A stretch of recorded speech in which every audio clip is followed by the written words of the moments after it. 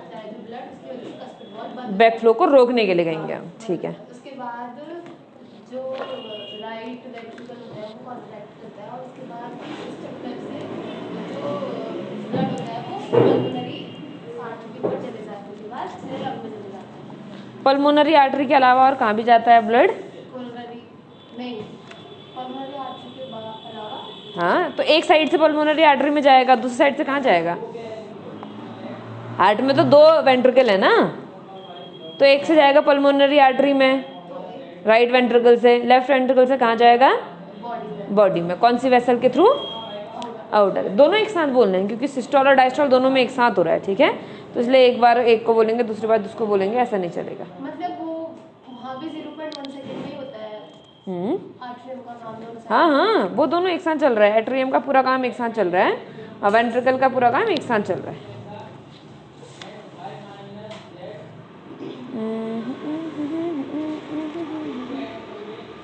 चलो, एक कॉर्डी टेंडिनी पढ़ाया था, याद है? कहाँ पर होती हैं? ऐसे हमारा एक वेसल, एक चैम्बर, ये दूसरा चैम्बर, ये हो गया हमारा नीचे वाला पार्ट। नीचे वाले पार्ट में मैंने बोला था वॉल क्या होती है, थोड़ा सा राइट की तरफ को झुकी हुई रहती है। हालांकि ये उतनी राइट को नहीं झुक पाई, लेकिन ये क्या होती है, थोड़ा सा राइट की तरफ को होती है, जिसकी वजह से जो राइट वेंट्रिकल होता है वो थोड़ा सा क्या होता है, छोटा होता है। जो लेफ्ट वेंट्रिकल होता है वो थोड़ा सा बड़ा होता है और इसकी वॉल भी क्या होती है, कंपैरेटिवली ज़्यादा थिक होती हैं। किसके कंपैरिजन में? राइट वेंट्रिकल के कंपैरिजन में। और ऊपर वाली दोनों की तो वैसे ही बहुत पतली हैं, ठीक है। मैंने क्या बोला था, सबसे बड़ा चैम्बर कौन सा है? Left ventricle. उसके बाद कौन सा? Right ventricle. उसके बाद कौन सा? Right atrium. उसके बाद कौन सा? Left atrium. यानी कि सबसे छोटा कौन है? Left atrium. और सबसे बड़ा कौन है? Left ventricle. कई बार ऐसी वाली इमेज बन जाती है इसकी, बहुत जगह पढ़ाते समय तो ऐसे बनाते हैं इसको, ये सबसे बड़ा, ये सबसे छोटा, ठीक है। और ऊपर के एट्रिया तो दोनों हैं ही छोटे। इन दोनों में कंफ्यूज मत करना कि राइट एट्रिया बड़ा है कि राइट वेंट्रिकल बड़ा है। राइट एट्रिया तो हमेशा ही छोटे होंगे वेंट्रिकल के कंपैरिजन में। भले ही राइट वेंट्रिकल छोटा है, लेकिन इतना भी छोटा नहीं कि एट्रिया से छोटा हो जाए। समझ में आ रही है बात? अच्छा, यहाँ पर ये क्या है? वॉल्व। कौन से वाला वॉल्व? Cuspid valve. कितना कस्पिड? 3 कस्पिड, तो इसलिए इसको क्या बोलते हैं? Tricuspid valve. इसके पास कितना कस्पिड? 2 कस्पिड, इसलिए इसको हम क्या बोलते हैं? Bicuspid valve. इसको और क्या भी बोलते हैं? Mitral valve. मिट्रल वॉल्व भी बोलते हैं, ठीक है। अच्छा, यहां पर से ऐसे करके ऐसे फिलामेंट्स लगे हुए थे। इन्हीं फिलामेंट का नाम क्या है? कॉर्डिया टेंडिनी। क्या नाम है? कॉर्डिया टेंडिनी। इसका काम क्या है? देखो, जब ऊपर से प्रेशर लगता है तो नीचे ब्लड आएगा तो ये कॉन्ट्रैक्ट करेंगे, और जब ये ऊपर को जाएगा तो रिलैक्स करेंगे। आप ऐसा ध्यान से सुनना, ठीक है। मान लो ये दरवाज़ा है, ये दरवाज़ा वहाँ से इधर की तरफ को आधे तक खुलता है। इसको आधे से ज़्यादा जाने की से कौन रोकता है? यहाँ पे लकड़ी लगी रहती है। अब अगर मैं इस दरवाजे को ऐसे बनाऊँ बीच में, तो ये यहाँ भी जा सकता है और यहाँ भी जा सकता है। लेकिन अगर मैं इसको ऐसे बनाऊँ तो ये यहाँ तो जा सकता है लेकिन दूर नहीं जा सकता। तो दूर जाने से रोका किसने? या इसको यहाँ पर पे इसने रोक रखा। अब मान लो ये ऐसा ही हो, दोनों जगह जा सकता हो, और मैं यहाँ पर से इसको एक रबर से बांध दूँ, तो जितना दूर तक वो रबर इसको अलाउ करेगा स्ट्रेच होते होते, ये उतना ही दूर तक तो जाएगा ना। अगर उससे दूर जाएगा तो ये रबर टूट जाएंगी, तो ये रबर क्या करेंगे? उसको इससे दूर जाने से रोकेंगी। सेम टू सेम कहाँ पर पे? यहाँ पर पे कॉर्निया टेंडिनी करते हैं। क्या काम करते हैं? देखो, जब नीचे राइट वेंट्रिकल कॉन्ट्रैक्ट करेगा, सॉरी, जो वेंट्रिकल कॉन्ट्रैक्ट करेंगे, राइट लेफ्ट दोनों कॉन्ट्रैक्ट करेंगे, ठीक है। तो जब वेंट्रिकल्स कॉन्ट्रैक्ट करेंगे तो उसकी वजह से प्रेशर बढ़ेगा। प्रेशर बढ़ेगा तो कस्पिड वॉल्व्स क्या होंगे? बंद होंगे। बंद होंगे तो साउंड क्या आएगी? लब। इतनी एक बात, जब ये बंद होते तो कस्पिड वॉल्व्स ऐसे हैं, ऐसे बंद हो रहे हैं। नीचे तो प्रेशर और ज़्यादा है ना। अब ऐसे सोच, एक गुब्बारा है, उसके अंदर तूने पानी भरा है और अब तू उसको कोलैप्स कर रही है। तो जब तक का तो उसको स्ट्रेचेबल होने की ताकत होगी उसमें, या जब तक का वो ऐसा नहीं होता जो जहाँ पर गांठ होती है वहाँ पर थोड़ा ज़्यादा पानी आता है ना, जब हम उसको पिचकाते हैं तो जब हम उसको पिचकाएंगे तो पहले कुछ समय तक तो वो क्या होगा? थोड़ा थोड़ा फैलते रहेगा।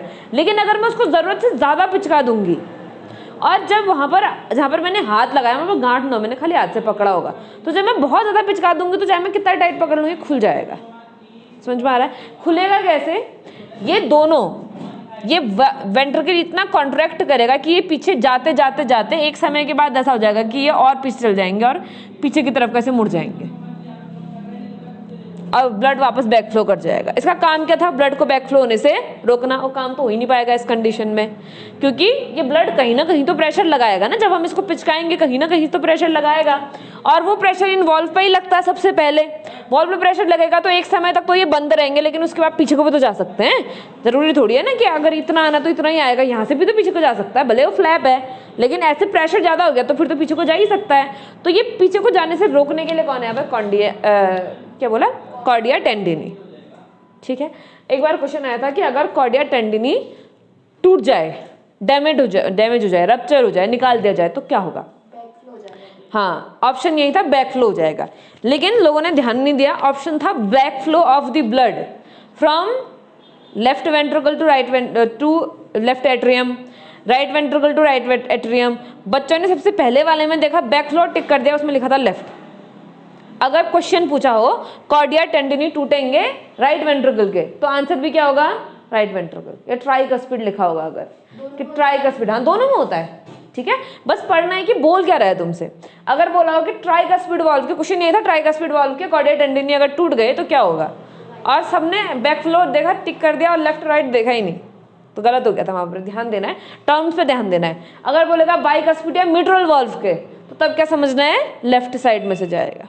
ठीक है, तो इतनी बातें याद रखनी है, और नाम भी याद रखनी है कि कौन से वाल्व का नाम क्या है करके, और वो नाम नहीं भूलने। अब जब ये पीछे को जा नहीं सकता तो अभी प्रेशर तो और बढ़ ही रहा है, ये पीछे को जा नहीं सकता है क्योंकि इसको तो रोक रखा हुआ है, तो फिर कौन खुलेगा? फिर खुलेंगे सेमिलुनर वाल्व। पहले इसमें प्रेशर लगाएगा, जब ये और पीछे नहीं जा पाएगा, प्रेशर फिर भी बढ़ा जा रहा है क्योंकि कॉन्ट्रैक्शन तो हो ही रहा है, तो हो कैसे रहा है? ध्यान से सुनना, पहले खुला है सब कुछ। ये वाला वाल्व क्या है हमारा? ऊपर वाला वाल्व खुला, ऊपर एट्रिया है, नीचे वेंट्रिकल है, ऊपर वाला वाल्व खुला है। इसने कॉन्ट्रैक्ट करना शुरू किया, ये तो बंद ही रहता है। ठीक है, इसने क्या किया? कॉन्ट्रैक्ट करना शुरू किया।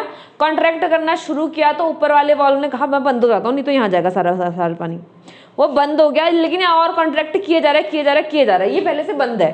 ठीक है, जब ये और कॉन्ट्रैक्ट करता रहेगा तो क्या करेगा? फिर इस वॉल्व पे प्रेशर लगाएगा। अब इस वॉल्व का मुंह तो बाहर की तरफ को है ना, अगर यहाँ से प्रेशर लगाएगा तो चल जाएगा आगे की तरफ को, कोई दिक्कत होगी क्या इसको यहाँ से जाने में? तो यहाँ पर जब प्रेशर बहुत ज्यादा बढ़ जाता है तो ये सेमिलुनर वॉल्व खुलते हैं और ब्लड क्या हो जाता है? बाहर को। सेम टू सेम इस साइड से भी सेमिलुनर वॉल्व खुलेंगे और ब्लड कहाँ चले जाएगा? बाहर की तरफ को। तो अगर इवेंट पूछेगा तो क्या बोलोगे? सबसे पहले वेंट्रिकल का कॉन्ट्रैक्शन होता है, वेंट्रिकल के कॉन्ट्रैक्शन की वजह से बाइकस्पिड और ट्राइकस्पिड वाल्व क्या होते हैं? क्लोज होते हैं। ट्राइकस्पिड, ये ट्राइकस्पिड है, बाइकस्पिड। ठीक है, इन वाल्व्स के क्लोज होने के बाद सेमिलुनर वाल्व्स ओपन होते हैं।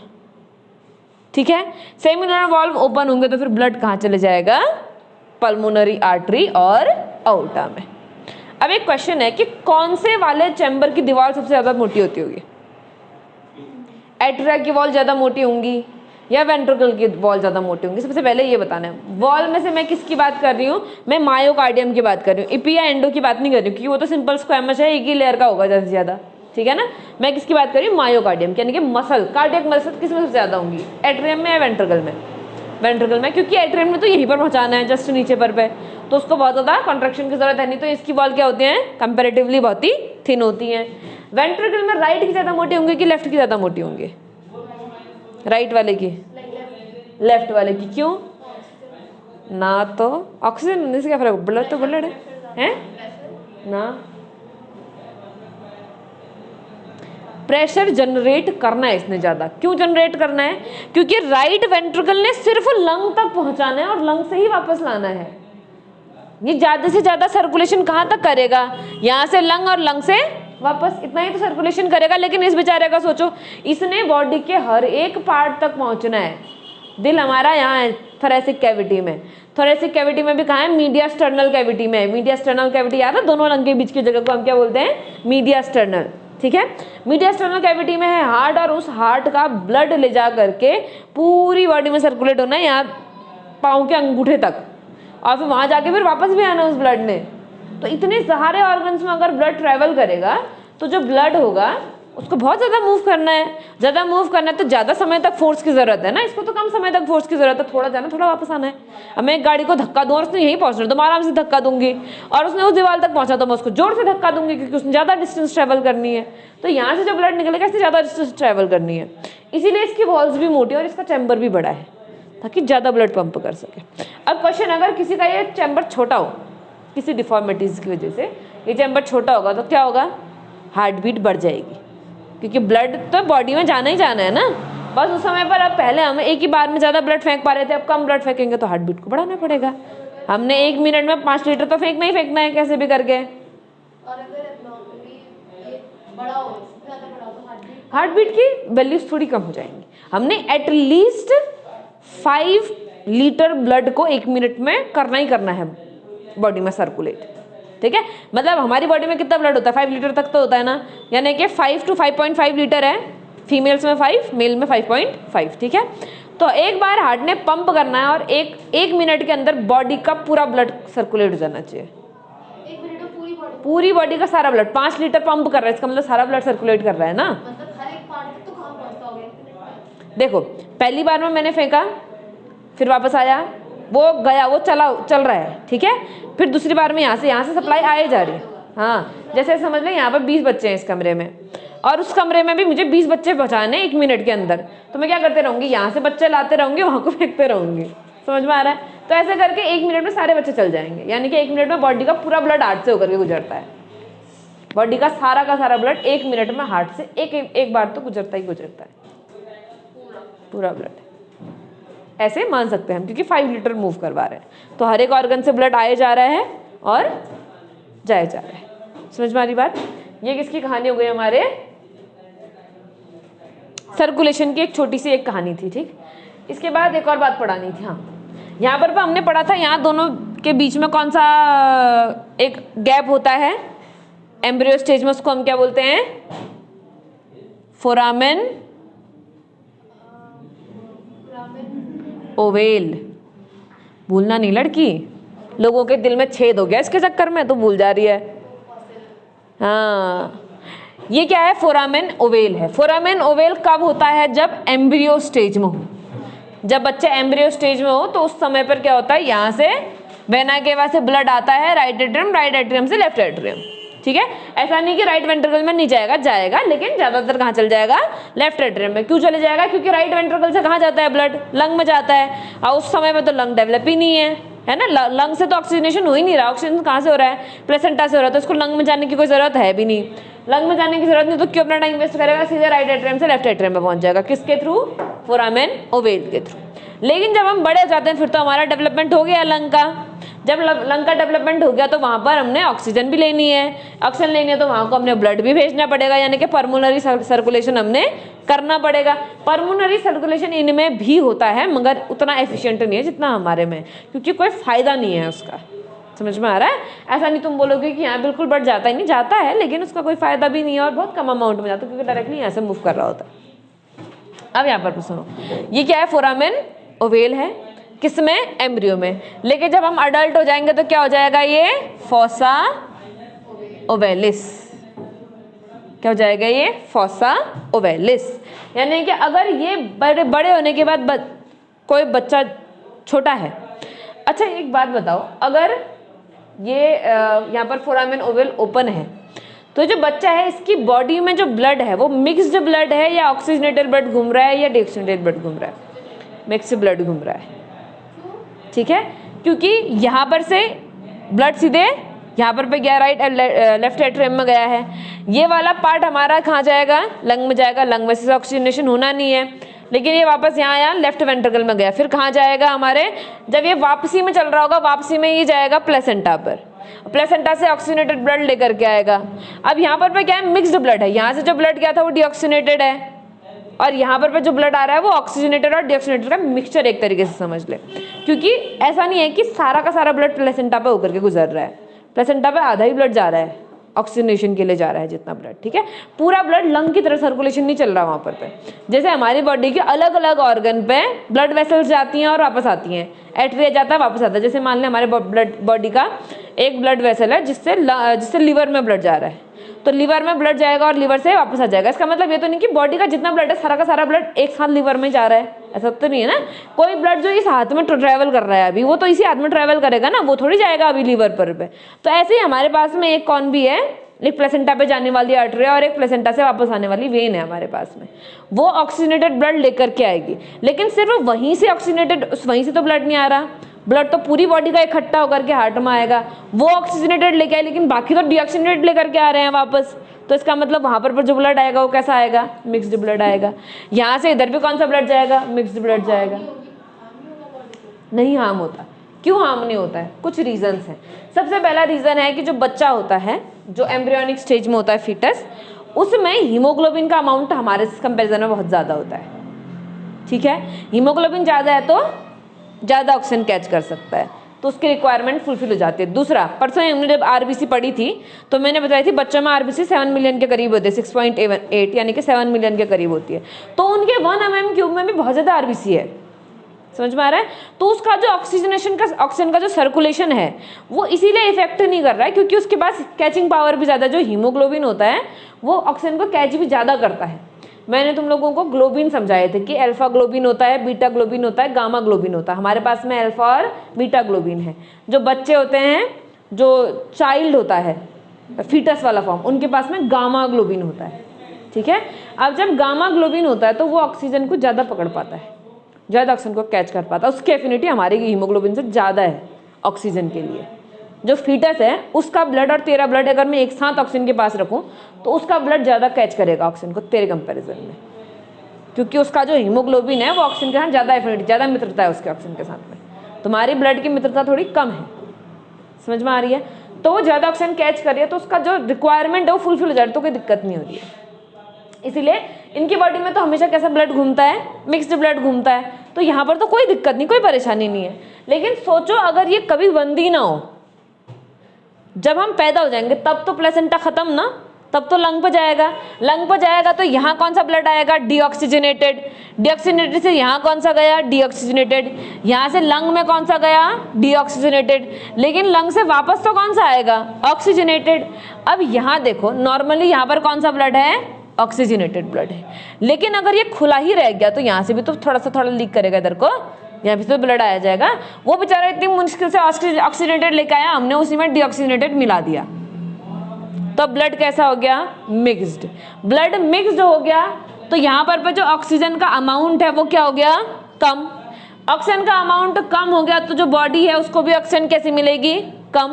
और ऑक्सीजन की कमी में बॉडी का जो कलर हो जाता है वो जाता है ब्लू। कैसा कलर हो जाता है, ब्लू। और इस डिजीज को हम बोलते हैं ब्लू बेबी सिंड्रोम। क्या बोलते हैं, blue baby syndrome. Blue baby syndrome मतलब बॉडी में मिक्स्ड ब्लड का ट्रैवल करना। मिक्स्ड ब्लड का ट्रैवल क्यों करना, जी ब्लू बेबी सिंड्रोम ही बोलेंगे। ठीक है, क्यों मिक्स्ड ब्लड हो रहा है, पहला रीजन तो है फोसा ओवेलिस नहीं बना है, फोरामेन ओवेल ही रहा है, वो बंद नहीं हुआ है। अगर बंद नहीं हुआ है तो या तो सर्जरी की मदद से उसको बंद करेंगे। कई बच्चों में ऐसा होता है बर्थ के समय पर बंद नहीं होता, लेकिन कुछ समय बाद ऑटोमेटिकली वो क्लोज हो जाता है, ऑटोमेटिकली वो हील हो जाता है एक तरीके से। लेकिन कई बार नहीं भी होता है, जैसे डेवलपमेंट के लास्ट स्टेज में ये हील हो जाता है, क्योंकि लगभग 7th 8th मंथ तक लंग भी बन गए होते हैं अच्छे से। लंग बन गए मतलब वहाँ ब्लड सप्लाई भी अच्छी हो गई है, तो वहाँ ब्लड जाएगा, भले ही डीऑक्सीजनेटेड जाए, भले ही मिक्स्ड जाए। अभी भी मिक्स्ड ही चल रहा है क्योंकि लंग तो कर नहीं रहे ऑक्सीजन का एक्सचेंज, लेकिन अभी मिक्स भी जाएगा तो कोई परेशानी नहीं, कि वो बंद कर दिया हमने तो वो डेवलप हो गया तो वहाँ से ब्लड वापस आ जाएगा। अब पल्मोनरी सर्कुलेशन चलेगा उसमें, शुरू में नहीं चल रहा है लेकिन अब चलेगा। शुरू में चल भी रहा है तो बहुत कम चल रहा है, ठीक है। लेकिन जब हम अडल्ट हो गए हैं तो वहाँ प्लेसेंटा वाला कोई रोल नहीं है। अब लंग में जाएगा और यहाँ डीऑक्सीजनेटेड ब्लड हो गया अगर, तो फिर हम क्या कर पाएंगे, हमारे एक तो हीमोग्लोबिन भी बदल गया है, ब्लड में आरबीसी का नंबर भी घट गया है, तो अब हमारी बॉडी की उतनी कैपेसिटी भी नहीं कि ऑक्सीजन उसको पकड़ सके ज़्यादा। तो अब बॉडी में कैसा ब्लड घूमेगा, मिक्स्ड ब्लड। अब मिक्स्ड ब्लड घूमेगा तो ऑक्सीजन की क्या हो जाएगी, डेफिशिएंसी, और डिजीज क्या हो जाएगी, ब्लू बेबी सिंड्रोम। जब अगर ये ब्लू बेबी सिंड्रोम सही नहीं हो खुद से तो फिर क्या की जाती है, सर्जरी की जाती है, जिसको बोलते हैं हार्ट में छेद हो गया है उसको बंद करना है। ठीक है, हार्ट में पिन नहीं चुबा रखी है हमने, बस ये जो फोरामेन ओवेल था ये बंद नहीं हुआ है।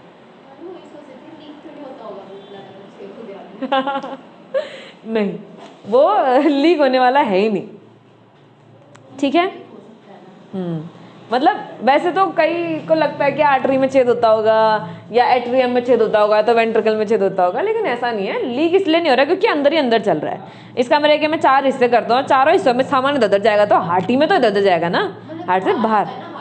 हार्ट से बाहर नहीं लीक होगा, सिर्फ वेसल्स के थ्रू आएगा, वैसे नहीं आएगा। हाँ, आसपास में अगर जैसे अगर बॉडी का अंदर अभी हम ऑर्गन्स देखें तो सारा ब्लड वेसल्स के अंदर ही घूम रहा है, लेकिन अगर तुम कभी किसी की बॉडी कट करोगे तो तुम्हें खून दिखेगा, क्योंकि जब तुम कट कर रहे हो तो वेसल्स काट रहे हो तुम, तो ब्लड तो लीक होगा उस समय पर। लेकिन कोई भी वेसल अगर तुम नहीं, ऐसा कभी नहीं कर सकते, क्योंकि अगर तुम स्किनी भी देख रहे हो तो यहाँ भी छोटी छोटी कैपिलरीज हैं।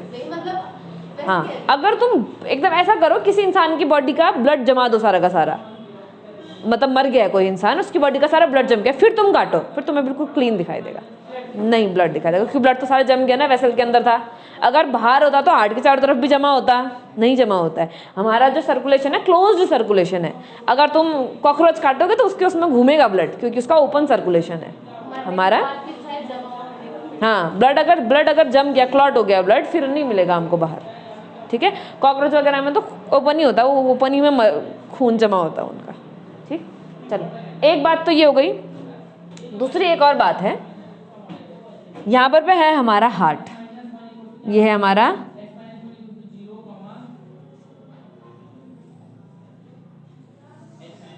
वैसे हम जनरली इसको बराबर बनाते हैं, लेकिन मैं इसको बड़ा छोटा बना रही हूँ क्योंकि बड़ा छोटा ही होता है, ठीक है।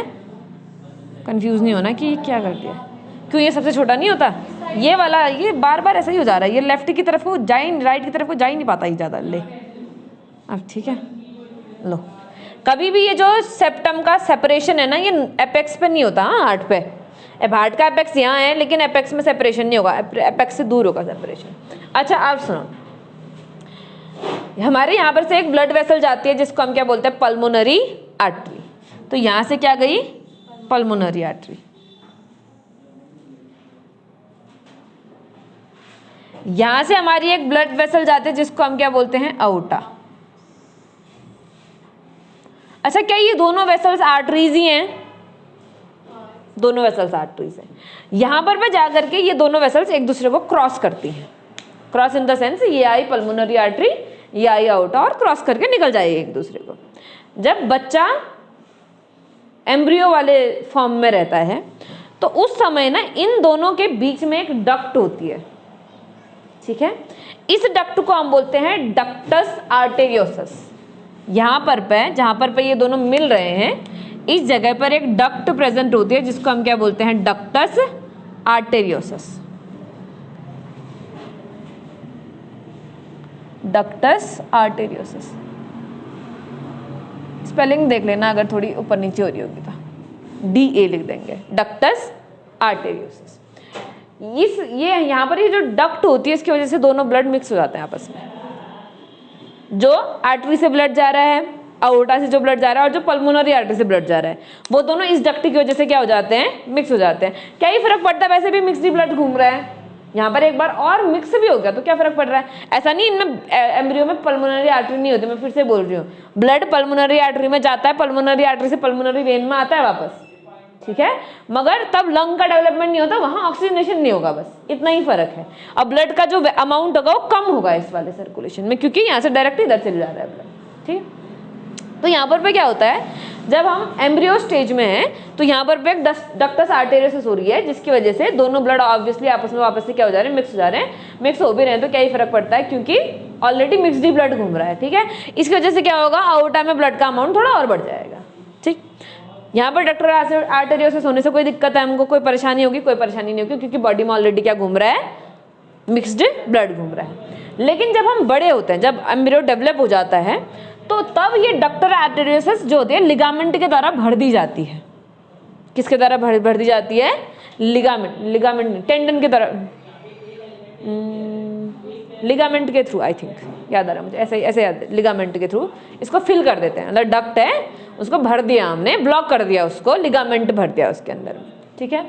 अब जब हमने उसको भर दिया तो यहाँ पर ये जो सर्किट बना था ये क्या हो गया, क्लोज हो गया, तो अब ब्लड की जो मिक्सिंग होगी वो ब्लड की मिक्सिंग भी नहीं होगी। ब्लड मिक्सिंग नहीं होगी तो प्योर ऑक्सीजनेटेड ब्लड बॉडी में जाएगा और प्योर डीऑक्सीजनेटेड ब्लड किस पर जाएगा, लंग्स पर जाएगा। इसको हम बोलते हैं लिगामेंटस आर्टेरियोसस। क्या बोलते हैं, लिगामेंटस आर्टेरियोसस। जब एम्ब्रियो फॉर्म में है, एम्ब्रियो फॉर्म में क्या होता है, डक्टस आर्टेरियोसस। लेकिन जब ये अडल्ट हो जाता है तो इसका ये डक्टस क्या कर देता है, ब्लॉक कर देता है लिगामेंट के थ्रू, और तब हम इसको क्या बोलते हैं, लिगामेंटस आर्टेरियोसस। किसी वजह से अगर किसी की बॉडी में ये डक्टस आर्टेरियोसस ब्लॉक न हो तो ब्लड क्या हो जाएगा, मिक्स्ड। उस कंडीशन में भी कौन सा क्या होगा, ऑक्सीजन की कमी।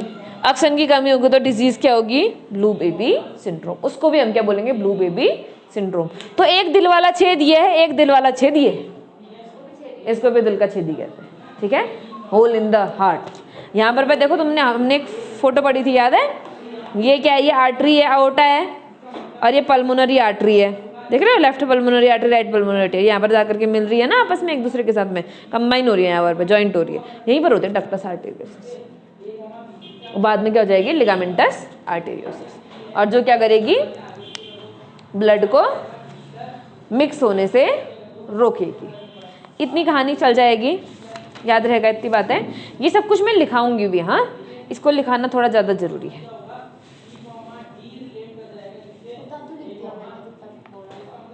हो गया उतना काम, रेगुलेशन नहीं लिखा होगा ना, हाँ रेगुलेशन कोई नहीं, उसको रहने दो।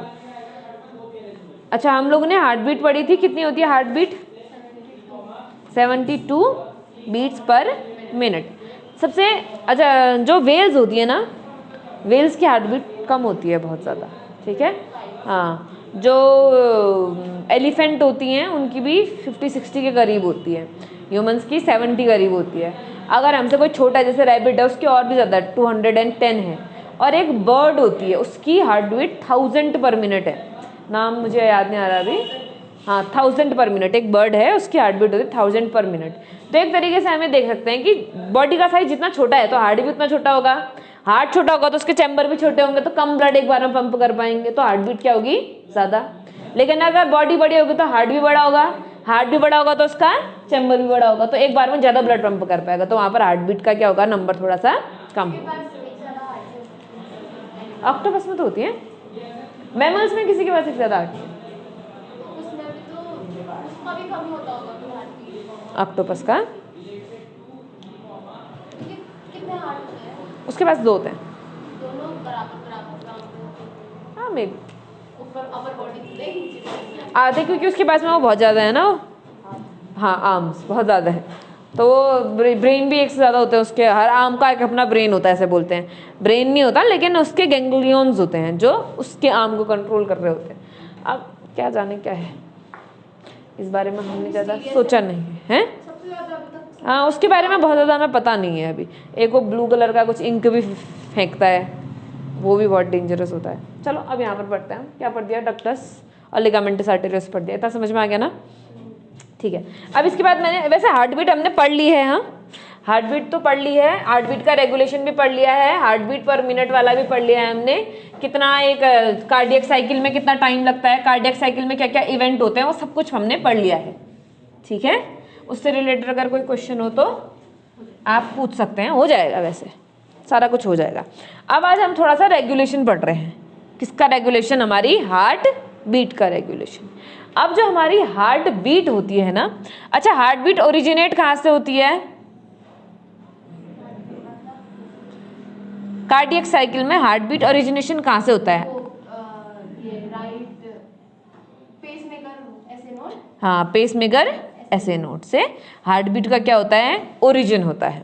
अच्छा यहाँ पर पे ऐसे नोट कहाँ होता है, बिल्कुल anterior right corner of atria, of right atria, ठीक है।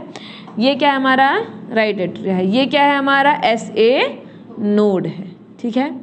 यहाँ पर क्या होता है हमारा AV नोड, AV नोड से यहाँ को क्या जाती है हमारे बंडल ऑफ हिस, फिर यहाँ से वेंट्रिकल में क्या जाएगी, परकिंजे फाइबर्स। अब यहाँ पर हमने थोड़ा 1-2 चीज़ें बातें याद रखनी है। वो बातें क्या हैं कि अगर मेरा जो हार्ट बीट का ओरिजिन है, हार्ट बीट का ओरिजिन कहाँ कहाँ से होता है मैंने बताया था, ऐसे नोड से भी हो सकता है और एवी नोड से भी होता है। ऐसे नोड को हम बोलते हैं pacemaker of the heart, AV node को बोलते हैं secondary pacemaker of the heart. ठीक है, क्यों? क्योंकि अगर ऐसे नोड ने काम करना बंद कर दिया तो तब फिर कौन काम करेगा? एवी नोड काम करेगा। हमारा जो हार्ट होता है उसका जो इम्पल्स होता है, इम्पल्स का मतलब होता है हार्ट को पंप होने का सिग्नल जो मिल रहा है, कोई भी सिग्नल होता है तो उसको इम्पल्स कहते हैं हम। ठीक है, तो हार्ट बीट का जो इम्पल्स होता है ना वो सबसे फास्ट ओरिजिनेट कर पाता है ऐसे नोड। लगभग ये 72 बीट्स पर मिनट का ओरिजिनेट करता है इम्पल्स को, यानी कि 72 बार हार्ट क्या करेगा? कॉन्ट्रैक्ट और रिलैक्स करेगा, जिसको हम क्या बोलेंगे? सिस्टोल और डायस्टोल करेंगे। यानी कि 72 टाइम्स सिस्टोल करेगा और 72 टाइम्स क्या करेगा? डायस्टोल करेगा। दोनों, ऊपर वाले भी 72 नीचे वाले भी 72। बस ये होगा कि इसका कॉन्ट्रैक्शन का कार्डियक साइकिल हम ऑलरेडी एक बार पढ़ चुके हैं कि किस तरीके से होता है। दोनों चीजें 72 बार होंगी। ठीक है, क्योंकि अगर 72 बार सिकुड़ा है तो 72 बार फूलना भी तो पड़ेगा, तभी तो नॉर्मल शेप में आ पाएगा आपने। तो इसका कितना है इम्पल्स जनरेशन? 72 पर मिनट है। एवी नोड का होता 40 to 60 पर मिनट। यानी कि अगर किसी इंसान का ऐसे नोड खराब हो जाए तो काम कौन करेगा? एवी नोड करेगा, लेकिन फिर हार्ट बीट का नंबर क्या हो जाएगा? रिड्यूस। ठीक है, ऐसे इंसान में जो पल्सेस होंगी वो 72 नहीं होंगी। तो ऐसे तो तब भी ऑक्सीजन की सप्लाई तो होगी, लेकिन हाँ उस समय पर फिर हमारी ऑक्सीजन की जो सप्लाई होगी बॉडी में क्या हो जाएगी? वो इसीलिए तो इसको ज़्यादा समय तक नहीं रहने देते, वरना क्या ऐसे नोड फेल होता तो होता, हम एवी नोड को रहने देते, काम करता। लेकिन हम फिर भी आर्टिफिशियल पेसमेकर लगाते हैं। क्यों पेसमेकर लगाते हैं? क्योंकि अगर हम पेसमेकर लगाएंगे तो ये वाला काम करने लग जाएगा। हो जाएगी। हाँ, ब्लू बेबी सिंड्रोम नहीं होगा, बस इस समय पर क्या होगा? बॉडी में ब्लड का फ्लो का जो रेट होगा वो कम हो जाएगा। जो ब्लड जा रहा है वो सारा का सारा ऑक्सीजनेटेड है। ठीक है, बस इंसान ने ऐसा काम नहीं करना है जिसमें उसकी एनर्जी ज़्यादा खर्च हो, क्योंकि एनर्जी ज़्यादा खर्च होगी तो ऑक्सीजन की डिमांड बढ़ेगी, तब दिक्कत होगी बॉडी में। ऐसे इंसान ने exercise normal weight regular routine करने हैं अपने, ज़्यादा भाग दौड़ नहीं करनी, खेल कूद नहीं करनी, उछल कूद नहीं करनी है, नॉर्मल एक सीधी सादी जिंदगी जीनी है तो जी लेगा। ऐसा नहीं कि नहीं जी पाएगा, जी लेगा, बस उसका जो फ्लो है वो क्या होगा? थोड़ा सा कम होगा। समझ में आ रहा है? अब ये तो क्या है? हमारा नॉर्मल कहानी है। इनका भी होता है इम्पल्स जनरेशन, लेकिन जनरली ये दोनों ही मेजर पेसमेकर की तरह काम करते हैं। अब इसके बाद ये तो हो गया इम्पल्स का जनरेशन। इसके बाद है स्पीड किसमें सबसे ज़्यादा होती है? इम्पल्स तो जनरेट हो रहे हैं सब में, ऐसे नोड से इम्पल्स जनरेट होगा, एवी नोड तक जाएगा, एवी नोड से फिर कहाँ जाएगा? बंडल ऑफ हिस से परकिंजे फाइबर। इंटरनोडल फाइबर को हम यहाँ पर काउंट ही नहीं करते क्योंकि इनमें बहुत ज़्यादा स्पीड होती है। ये और ये एक ही जैसा मान लो तुम, परकिंजे फाइबर और इंटरनोडल फाइबर्स को। ठीक है, तो सबसे ज़्यादा जो इम्पल्स की सिग्नल की जो स्पीड होती है वो परकिंजे फाइबर्स में होती है, क्योंकि देखो यहाँ से शुरू हुआ, बंडल ऑफ हिस तक गया, अब परकिंजे फाइबर में पहुंचने तक कि पूरे हार्ट को एक साथ कॉन्ट्रैक्ट करवा रहा है, समझ रहे हो? पूरे वेंट्रिकल को। क्योंकि अगर इसका सिग्नल का डिले होता तो क्या होता? सोचो, पहले ये कॉन्ट्रैक्ट करता, फिर ये कॉन्ट्रैक्ट करता, फिर ये करता, फिर ये करता, फिर ये करता।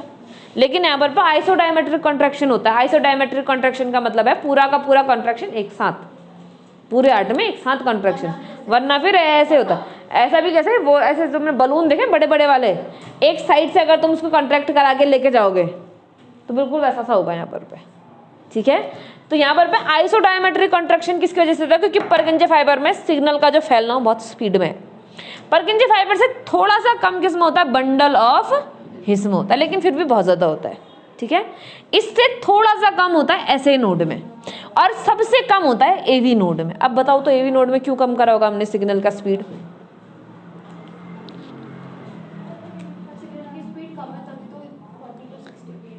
ना ना, वो तो इम्पल्स जनरेशन है, वो बिल्कुल अलग कहानी है। ठीक है, जैसे मैं तुझसे बोलूं कि तूने एक किताब को यहाँ से वहाँ पहुँचाना है, अगर एवी नोड काम करेगा तो कितना पहुँचाएगा? 40 to 60 टाइम्स ये कमांड देगा कि तू पहुँचा, तू पहुँचा, तू पहुँचा। इसे तो सिर्फ सिग्नल जनरेट करना है यहाँ पर पे काम। अब मैं बोलूँ कि लेकर के जाए यहाँ से वहाँ तक का, तो कितनी स्पीड से जाएगी? उसका मैं कह रही हूँ, यहाँ से एक सिग्नल आया एवी नोड पर। एवी नोड क्या है? फाइबर्स का बंडल ही तो है, एक मसल का बंडल ही तो है, मसल फाइबर का। यहाँ से ये सिग्नल ने अगर ट्रैवल करना है तो ये कितना स्पीड से ट्रैवल करेगा, मैं ये पूछ रही हूँ। इसका मतलब तो ये कि इतने बार सिग्नल बना रहा है ये। यहाँ पर स्पीड और इसमें फर्क है, इम्पल्स के जनरेशन में स्पीड में फर्क है। ठीक है, तो एवी नोड का सिग्नल का जो स्पीड है ना ट्रांसफर करने की बहुत कम है। क्यों कम है? क्योंकि अगर इसमें कम नहीं हुई तो यहाँ से सिग्नल जनरेट होने तक ये फटक से इधर से इधर पूरा पूरा हार्ट एक साथ ही कॉन्ट्रैक्ट कर जाएगा। हाँ, पूरा हाथ एक साथ कॉन्ट्रैक्ट नहीं कर सकता, कहाँ जाएगा ब्लड? पहले ये कॉन्ट्रैक्ट करना चाहिए, फिर ये कॉन्ट्रैक्ट करना चाहिए, तभी तो ब्लड ऊपर से नीचे आएगा, फिर नीचे से बॉडी में जाएगा। अगर पूरा ही हार्ट एक बार में ही कॉन्ट्रैक्ट कर गया फिर तो हो गया काम, ब्लड का जो फ्लो होना था वो तो हो ही नहीं पाएगा अच्छे से। समझ में आ रहा है? इसीलिए एवी नोड बनाया है जानबूझ के स्लो, क्योंकि अगर एवी नोड स्लो है तो 0.1 सेकंड का डिले आ रहा है। पढ़ा था हमने 0.1 सेकंड का डिले होता है, उसी को जनरेट करने के लिए एवी नोड थोड़ा सा स्लो है, वरना फिर दिक्कत हो जाती है यहाँ पर। हाँ, पूरा हार्ट एक ही बार में पिचकता फिर एक ही बार में खुलता, तो जो हार्ट की नॉर्मल फ्लोइंग है वो नहीं हो पाती है। ठीक है, समय क्या हो रहा है? अभी है 5 मिनट से। ठीक है, अब इतनी तो एक कहानी हो गई है। अब आते हैं इसके रेगुलेशन के ऊपर, ये तो पूरा कर ही के जाएंगे आज।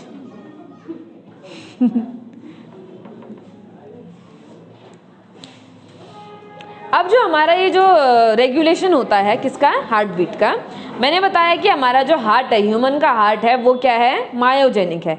मायोजेनिक मतलब वो खुद ही अपनी पंपिंग को करवा सकता है, उसको बाहर से सिग्नल लेने की जरूरत नहीं है इसके लिए कि तुम पंप करो। ठीक है, वो खुद ही अपनी पंपिंग करवाएगा। लेकिन अगर मुझे उसको अल्टर करना है फिर तो सिग्नल देना पड़ेगा ना। तो उस समय पर जो सिग्नल देता है वो सिग्नल देता है हमारा मेड्यूला ऑब्लांगाटा। कौन सिग्नल देता है? Medulla oblongata. Medulla oblongata. अब मेड्यूला ऑब्लांगाटा में है 2 सेंटर्स, एक है कार्डियक एक्सीलरेटर सेंटर और दूसरा है कार्डियक इनहिबिटर सेंटर। एक है एक्सीलरेटर सेंटर और एक है इनहिबिटर सेंटर। तो समझ ही गई होगी नाम से। एक्सीलरेटर सेंटर क्या करेगा? ये सिग्नल देगा ऐसे नोड को और बोलेगा कि क्या कर दो? फास्ट कर दो हार्ट बीट को। ठीक है, और कार्डियक इनहिबिटरी सेंटर क्या करेगा? ये भी सिग्नल देगा ऐसे नोड को और बोलेगा कि हार्ट बीट को क्या कर दो? स्लो कर दो। अब क्वेश्चन आता है सिग्नल किसके थ्रू जा रहे हैं? तो ये जो कार्डियक एक्सेलरेटरी सेंटर से जो सिग्नल जा रहा है नर्व्स के थ्रू जा रहा होगा, ये नर्व्स हैं सिंपैथेटिक नर्व। सिंपैथेटिक नर्व्स ये आती है हमारी ऑटोनोमस नर्वस सिस्टम में, बाकी हम लोग ब्रेन पे पढ़ेंगे, अभी नाम याद रखो बस। कौन से में आती है? ऑटोनोमस नर्वस सिस्टम के अंदर कौन आएंगे? Sympathetic nerve. और सिंपैथेटिक नर्व क्या करेंगी? कार्डियक एक्सेलरेटरी सेंटर से सिग्नल लेकर के आएंगे ऐसे नोड को और उसको बोलेंगे कि भैया हार्ट बीट को क्या किया जाए? इंक्रीज किया जाए, फास्ट किया जाए। दूसरा हमारा आता है कार्डियक इनहिबिटरी सेंटर। ये भी सिग्नल भेजता है, लेकिन ये सिग्नल भेजता है किसके थ्रू? पैरासिम्पैथेटिक नर्व के थ्रू। पैरासिम्पैथेटिक नर्व्स के थ्रू। ठीक है, अब पैरासिम्पैथेटिक नर्व्स में भी एक स्पेशल नर्व है वेगस नर्व। अच्छा, हमारे पास में जो हमारी वर्टिब्रल कॉलम है और हमारी जो बाकी की ब्रेन की जो नर्व्स हैं वो बहुत सारी हैं। ठीक है, इसमें से तुमने बस अभी के लिए ये याद रखना है कि हमारे जो हेड होती है, हेड में 12 क्रेनियल नर्व्स होती हैं। कितनी होती हैं? 12 क्रेनियल नर्व्स। उसमें से 10वें नंबर के वेगस नर्व, क्रेनियल नर्व है। ठीक है, ये क्या करती है? ये सिग्नल को कहाँ तक लेकर के जाती है? ऐसे नोड तक। ये हो गई एक कहानी। अगर मैं बोलूंगी कि मेरे को हार्ट बीट को फास्ट करवाना है तो कौन एक्टिवेट होगा? तो बोलोगे सिंपैथेटिक नर्व एक्टिवेट होगा। कौन एक्टिवेट करेगा? Cardiac acceleratory centre. अगर मैं बोलूं स्लो करना है तो कौन एक्टिवेट होगा? Parasympathetic nerve. उसमें भी कौन होगा? Vagus nerve. और वो कौन कौन से सेंटर से रेगुलेट होगा? Cardiac inhibitory centre. इसके अलावा अगर मेरी बॉडी में कभी 3 हार्मोन का अमाउंट बढ़ जाए, ये 3 हार्मोन कौन है? एक है एड्रीनलिन, दूसरा है नॉर एड्रीनलिन और तीसरा है थायरॉक्सिन। एड्रीनलिन, नॉर एड्रीनलिन और तीसरा कौन है? थायरॉक्सिन। ये दोनों कहाँ से निकलते हैं? एड्रीनल ग्लैंड से। एड्रीनल ग्लैंड के कौन से पार्ट से? मेड्यूला पार्ट से। ठीक है, ग्लैंड्स वाला पार्ट भी आएगा आगे, वो चैप्टर भी आना है, 10th में पढ़ा होगा थोड़ा बहुत। ठीक है, ये तीनों हार्मोन अगर ब्लड में ज्यादा हुए तो हार्ट बीट क्या हो जाएगी? फास्ट। लेकिन अगर एक हार्मोन है एसिटाइल कोलाइन, अगर ये ब्लड में ज्यादा होगा तो हार्ट बीट क्या हो जाएगी? स्लो। और ये जनरेट भी वेगस नर्व भी करती है इसको रिलीज। ठीक है, एसिटाइल कोलाइन है, बता रही हूँ ये कब होता है ना, फास्ट और स्लो कब होता है। अब सुनना, जब भी मुझे ज्यादा ऑक्सीजन की डिमांड होगी तब हार्ट बीट फास्ट, और जब कम ऑक्सीजन की डिमांड होगी तब हार्ट बीट स्लो। कब ज़्यादा ऑक्सीजन की डिमांड होती है? जब हमारा रेस्पिरेशन का रेट बढ़ेगा। रेस्पिरेशन का रेट कब बढ़ेगा? जब PO2 क्या होगा? कम, या फिर जब PCO2 क्या होगा? ज़्यादा, या फिर जब हाइड्रोजन आयन का कंसंट्रेशन क्या हो जाएगा? ज़्यादा, या फिर जब pH का वैल्यू क्या हो जाएगा? कम, या फिर जब टेम्परेचर क्या हो जाएगा? हाई, या फिर जब इमरजेंसी कंडीशन आएगी। इमरजेंसी कंडीशन में ये दोनों हार्मोन निकलते हैं, या फिर कोई ब्लड लॉस होगा, ब्लड लॉस। हाँ, उसमें भी हार्ट बीट बढ़ जाएगी। हार्ट बीट क्यों बढ़ जाएगी? पहले शुरू में हार्ट बीट नहीं बढ़ेगी, क्योंकि अगर तब ब्लड फास्ट फ्लो करेगा तो गिरेगा भी ज़्यादा। जब उस ब्लड वेसल को हम कॉन्ट्रैक्ट कर देंगे, एक होता है वैसो कॉन्ट्रैक्टर, एक होता है वैसो डायलेटर, ठीक है, हार्मोन होता है हमारे बॉडी के अंदर, जो जिस वेसल में कट लग रहा है उस वेसल को कॉन्ट्रैक्ट कर देते हैं, छोटा कर देते हैं। अब ब्लड का लॉस हो रहा है तो ऑक्सीजन की डिमांड भी तो ज़्यादा हो जाएगी ना बॉडी में, तो फिर तब हार्ट बीट क्या होगी? हमारी बढ़ेगी। इन सारी कंडीशन में हमारा हार्ट का जो ये है ये एक्टिवेट हो जाएगा, सिंपैथेटिक नर्व को एक्टिवेट करेगा और हार्ट बीट क्या हो जाएगी? फास्ट। अब कभी कभी देखा मूवीज में वो एक बड़ा इंजेक्शन लेके आते हैं, उस इंजेक्शन को अब वाली लेके जा, जो दी थी वाली लेके जा,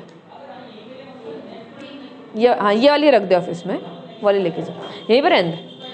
वो मूवीज में जब कोई इंसान एकदम ही मर गया होता तो ऐसे इंजेक्शन ठोकते हैं ना उसके चेस्ट में, हार्ट में, वो क्या होता है उसके अंदर यही होता है, ये हार्मोन। क्योंकि हार्मोन का अमाउंट बढ़ गया तो इसको सिग्नल मिलेगा हार्ट बीट करो, हार्ट बीट करो, हार्ट बीट करो, हार्ट बीट करोगे और हार्ट बीट करने लग जाएगा, सिग्नल दे रहे हैं। या फिर वो शॉक देते हैं, शॉक क्यों दे रहे हैं? सिंपैथेटिक नर्व को एक्टिवेट करने के लिए, कि सिंपैथेटिक नर्व एक्टिवेट होगा तो ये बोलेगा कि नर्व एक्टिवेट करो और हार्ट बीट फिर से आ जाएगी। इन दोनों का कमाल है वो, ठीक है। अगर लेकिन एसिटाइल कोलाइन होगा ब्लड में तो फिर क्या हो जाएगा? हमारा हार्ट बीट क्या हो जाएगा? स्लो हो जाएगा। ये इन्हीं से निकलता है। जब ये इसका उल्टा होगा, जब ऑक्सीजन का वैल्यू अमाउंट ज़्यादा होगा, कार्बन डाइऑक्साइड का अमाउंट कम होगा, हाइड्रोजन आयन का जस्ट इसका उल्टा। जब हम सो रहे हैं ऑक्सीजन का यूज़ कम हो रहा है तो उसका अमाउंट ब्लड में ज़्यादा होगा। सेम बिल्कुल उल्टा, जब हमारी ब्रीदिंग रेट कम होती है, स्लो होती है ब्रीदिंग रेट, वही सेम काम चल रहा है। PO2 क्या है? ज़्यादा है। PCO2 क्या है? कम है। हाइड्रोजन आयन का कंसंट्रेशन क्या है? कम है। pH की वैल्यू क्या है? ज़्यादा है। टेम्परेचर क्या है? कम है। इमरजेंसी कंडीशन कोई है नहीं, ब्लड लॉस कुछ हो नहीं रहा है, तो ऐसी सारी कंडीशंस में क्या होगा? ऐसी सारी कंडीशन में हार्ट बीट क्या हो जाएगी? स्लो हो जाएगी। हाँ, ठीक, चलो।